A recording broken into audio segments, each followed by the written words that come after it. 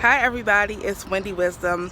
So I wanted to just shed light on the fact that we need to put an end to the stigma surrounding mental health and treatment. And so people with emotional issues and mental health challenges, they don't look sickly. They usually are those who are dressed the best, those who are probably walking in their purpose, those who are still able to function daily.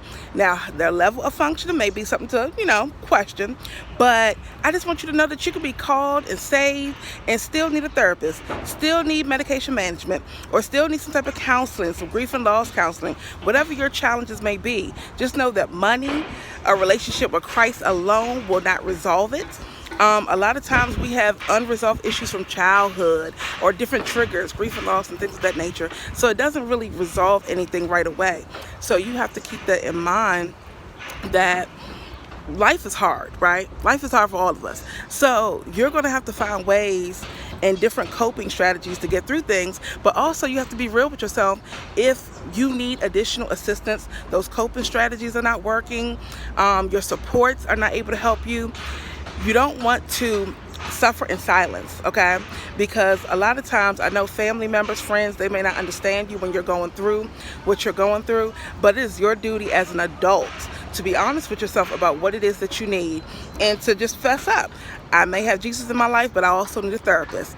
I may have this booming career and walking in my purpose, but I can't get out the bed sometimes. I'm having a lot of emotional distress.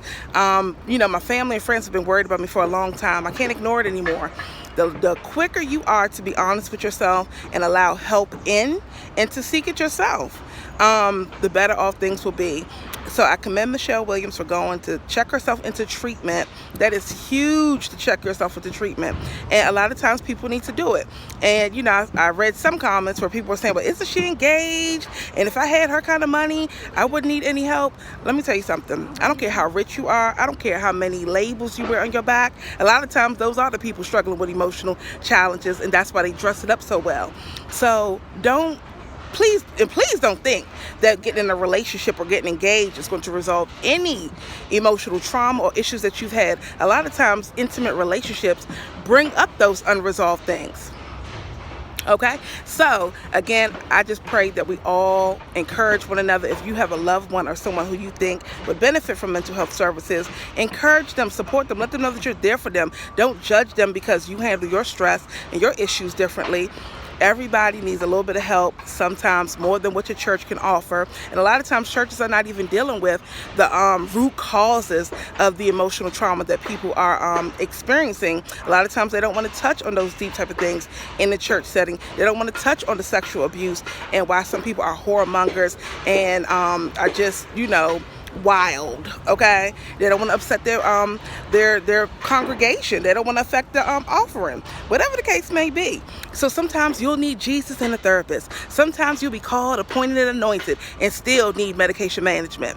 Don't fear it. Don't judge other people. Everybody has their own unique journey, and if you need help, silence your ego, okay, admit it, and go and get you some help, honey.